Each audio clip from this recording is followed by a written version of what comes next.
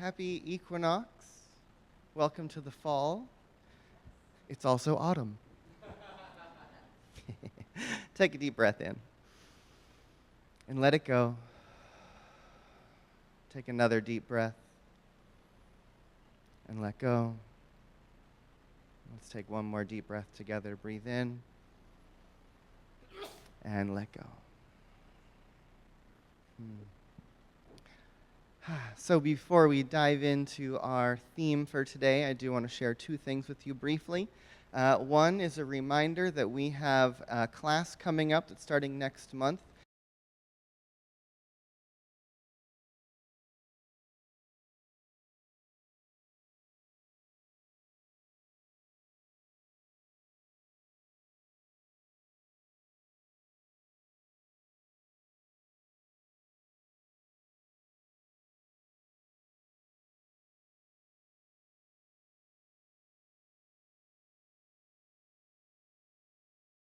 And so there's an invitation to join myself and the other ministers and practitioners in this year-long opportunity to go deep into the principles. And it's also an opportunity to build community together, because it's when we're sitting in circle and discussing and praying and being in process that I think that we really get to learn from each other in a deeper way and build those relationships. And that's going to be Tuesday evenings from 6:30 to 8:30 starting October 15th. You can come see me for more information about that, and the registration will be open this week in your e-news. The other thing I want you to know about is that right after service today, I'm going to be heading over to Aptos to Resurrection Church, where Climate Fest is happening. It's an interfaith event. We're going to be doing it starts at 11 o'clock today and goes until about 5 p.m. There's going to be a number of interactive workshops and talks and things related to climate grief and processing how we deal with that as a people, and then we're going to close the day with an interfaith service for the planet. So do join me over at Resurrection Catholic Church in Aptos all day today after service. So that's enough of that. Let's take another breath.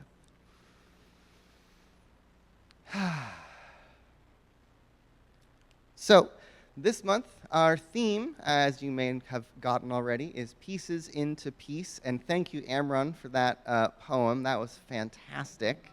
We'll have to send that out this week so everybody can get a tit of that one. But I also brought a poem about peace today, because one of the thoughts that I've been thinking about as we've been churning on this idea of peace is, what does it look like? What does world peace actually look like? And I heard, we use these themes across Centers for Spiritual Living, so I've been listening to some other ministers and what they're saying about this. And I heard Reverend David Alexander from the Spiritual Living Center of Atlanta last week just dropped this really important idea, which is that peace is the presence of something, not the absence of something. Right? Peace is the presence of something, not the absence of something. Because I think how often when we think of what is peace, when we are imagining how we get there and what world peace looks like, we probably think of peace as a world without war, a world without racism, a world where this thing isn't happening and the bad thing isn't happening. Right? So much of our image of what we want is based on what we don't want. Right? And it's important to be able to name that and to know what it is, but we also need to then cultivate a powerful vision of what peace actually looks like, of what the vision is that we're holding for ourselves, for our community, and for the world. And if we're wholly focused on what we don't want, guess what? That's what you're watering. That's what you're giving your attention to. You know, one of the things that I've been observing in the political theater that is our nation at the moment is how often I hear people talking more about the candidate that they don't like and all the things that they're saying and all the things that they're doing, rather than telling the story of how excited they are about the candidate they're interested in. Right? So just notice in your own conversations, in your mind, as you're watching the world, where are you giving your attention? What story are you telling more often? Right? Are you watching the debate and just texting all your friends about what the person you didn't like said? Or are you cheering on the person that you do want? Because that energy is what you're giving to the story, right? We talk about whatever we give our attention to is what we give more of. Who are you giving more of your attention to? Whether you think you're fighting against it or not, just notice where your attention is. So my beloved teacher, Jean Houston, I've heard her recite this poem many times. And it's a poem by Clifford Browder. And it goes like this. Peace is not sterile gauze, a snowflake, an insipid dove. It's feisty and rich. Don't let the war boys hog it all. The spit, the spice, and the glamour, peace is potency, reaching and sprouting, budding and branching. It's lifting things, a good scrap, a hot wrestle and a cold scrub, cleansing and hope. Peace is the empowerment of dust, whispers of the song before origin. As out of seed, the cathedral of the body builds itself, its spasms and metamorphoses, the vertigo of mind and dancing with the fecundator. To the music of need, peace. It is little orange bees, spotted ladybugs on white campions, late June with the stink of linden, prickles and burrs, its wild grapes in a bramble, a tough nut, lovers churning through the night at noon in the morning, a juicy comeuppance. For the grim suppressors, peace is for the star biters and the rooted. Don't be dainty. Go at it. Hammer and tong. Peace is not purity, limp, neat, and dry. It's sexy.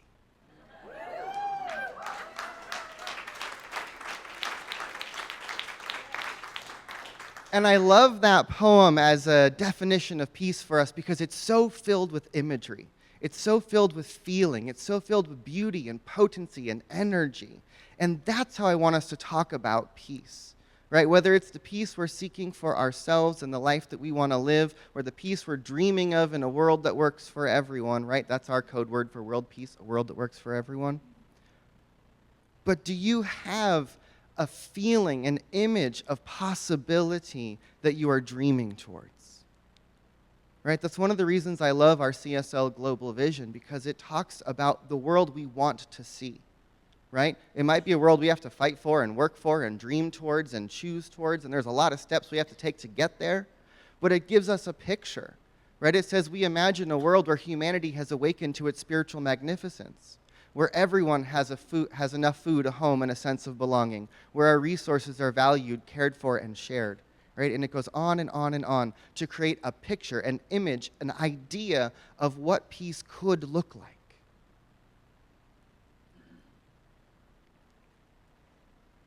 Because remember that our attention, our consciousness, what we are choosing is always creating for us.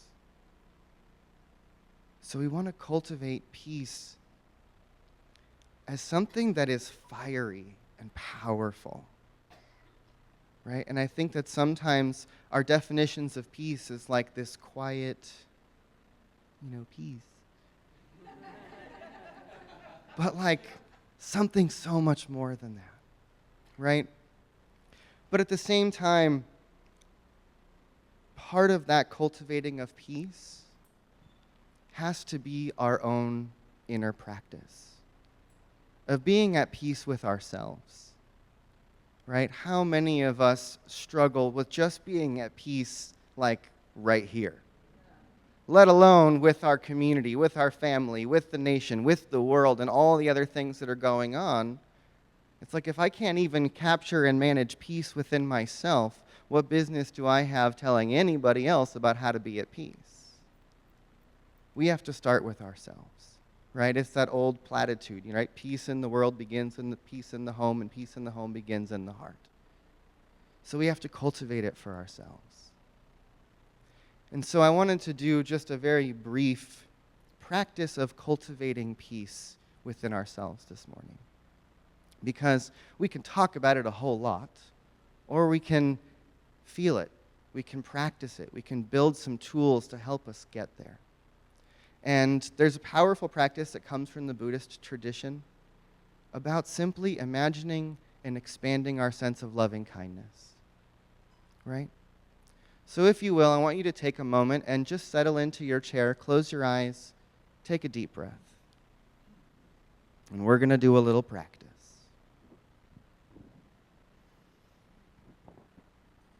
So first, I want to invite us all to bring someone to mind that you just absolutely love and adore.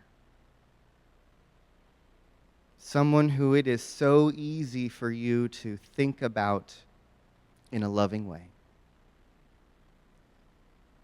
And if you can, bring their face into your mind, or just bring their presence into your heart.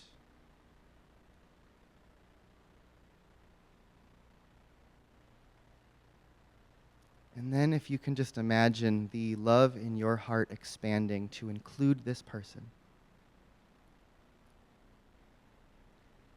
And then just wish for them true happiness.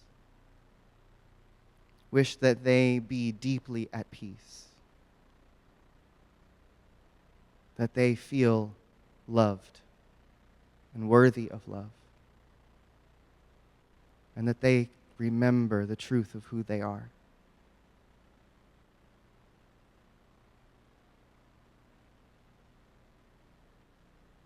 And just feel that loving expansion as you imagine love for that person. And take a deep breath. Now I want to invite us all to bring someone to mind that we're going to call a neutral person. This could be someone who you interact with regularly. Maybe you don't even know their name. Maybe they work at the grocery store or a gas station. Maybe you see them here but don't know them, but you could pull their face up. So just pull up someone that you don't really have a lot of feelings for, but you can picture their face. And now let's expand that love to include them. Imagine this individual feeling fully happy and at peace in their life. Imagine that you can send them all of the love. Imagining and knowing that they too feel loved and worthy of love. And that deep peace can surround them and hold them in their life.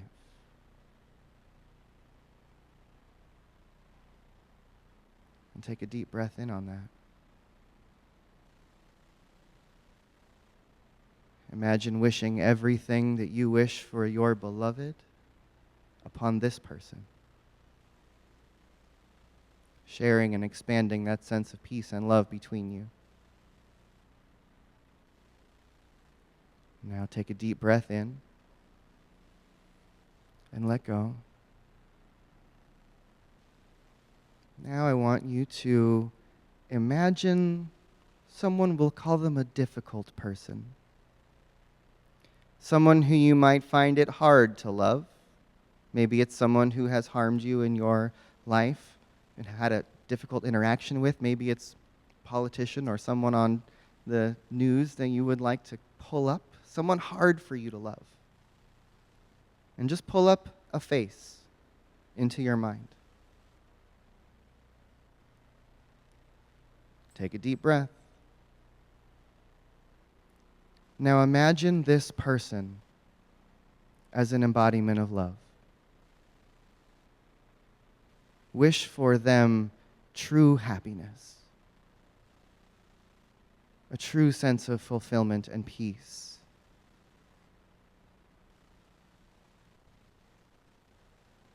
Imagine them feeling loved, feeling worthy of being loved.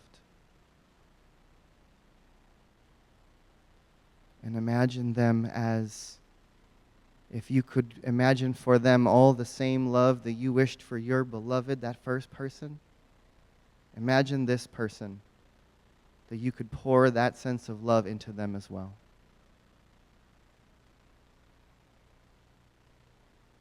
And breathe.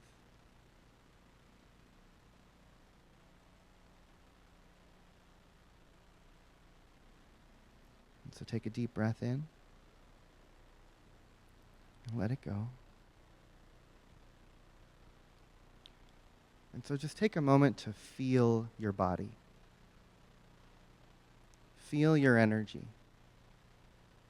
Feel if you feel a sense of peace or expanded love or an awareness of compassion. And just breathe it in.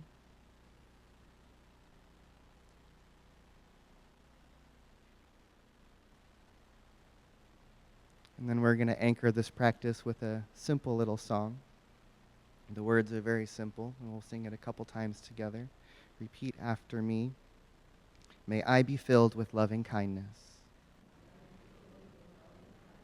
May I be well. May I be peaceful and at ease. And may I be happy. So place a hand on your heart. We're going to sing this together, and you can just join me. It goes like this. May I be filled with loving kindness. May I be well. May I be peaceful and at ease. And may I be happy. Take a deep breath in and turn and look to someone else in the room. We're going to sing, May You Be Filled. Here we go. May you be filled with loving kindness. May you be well. May you be peaceful and at ease. And may you be happy. Now we're just going to sing it to the whole community of us. May we be filled. May we be filled with loving kindness. May we be well. May we be peaceful and at ease. And may we be happy. And if you will, stand up, and we're going to send it out to all people everywhere. May all be filled with loving kindness. Here we go. May all be filled with loving kindness. May all be well. May all be peaceful and at ease. And may all be happy. And may we be happy. And may you be happy. And may I be happy. And take a deep breath, and you can have a seat on that. And so just notice how you feel. Of simply just running through a practice of bringing individuals to mind and expanding that sense of love and peace within your own heart. We can do it as an internal visualization. You can sing your way through it if that's your practice.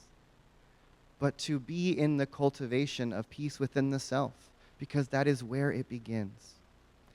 I listened to a podcast called The Emerald, and I heard recently I'm forgetting his name right now, but the podcaster talked about this idea of peace in the heart. And he said, what would the world look like if you magnified your heart to be the size of the world? Would the ripples of resentment that live in you become currents of ocean and river?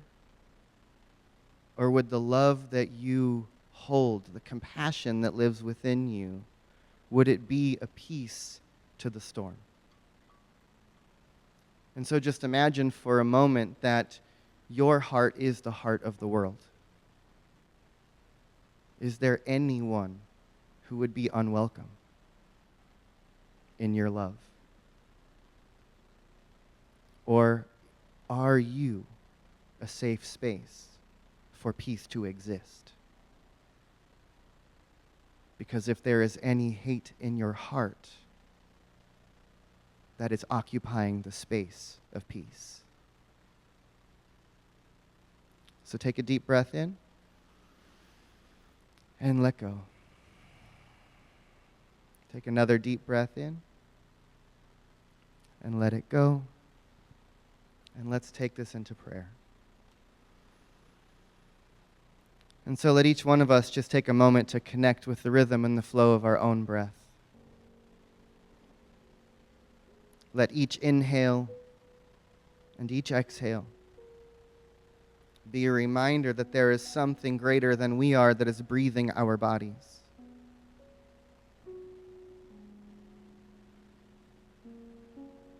That we are all part of this great sea of interconnection. That we are all part of the great oneness. And there is no one and no thing that is not included in that oneness. And so let us just be in the practice this morning of opening our hearts to love, of opening our consciousness to be a place of peace. Realizing that each one of us has the capacity, each one of us is a place where something more can emerge. But it begins with us taking the practice deep into our hearts of first remembering love where it is easy,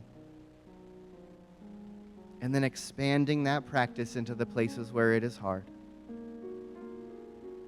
Remembering that as we cultivate loving compassion, as we seek to see through the eyes of love, as we awaken the divine heart that is beating within us already, we allow that love to expand. So let's each one of us do the work within our own selves, within our own being, within our own minds, within our own hearts, so that then we can begin to expand our hearts. We can begin to expand that capacity of love. And imagine that if our hearts were the size of the world, that there would be room for everyone. That there would be room for forgiveness, that there would be room for love, that there would be room for possibility, that there would be room for healing. And so I'm grateful for this opportunity to be in practice together as community. To have this safe and sacred space where we get to practice being in that love. So that then when we walk out of these doors, we can take that love into every interaction with every person we meet. So let's expand the love, let's expand the peace, let's expand the possibility that there is something more that is calling us. And let's let the vision of peace, the vision of a world that works for everyone, the vision of our wholeness wake up in our minds and become a dream that is so vivid that we do everything we can to live in that direction. So let the dream awaken in our minds, let the love awaken in our hearts, and let our actions and our choices and the way that we live on this planet be the activity of this peace. Because each one of us can be the place where the healing happens. We're doing it right now. So in my gratitude, I then just surrender again to that which is breathing me, to that life force that is beating my heart, reminding each one of us that there's something greater than we are that is living us, that's animating us, that's breathing us, that's speaking us, that's hearing us. There's something more. Let it guide us as we grow together in love. And so it is.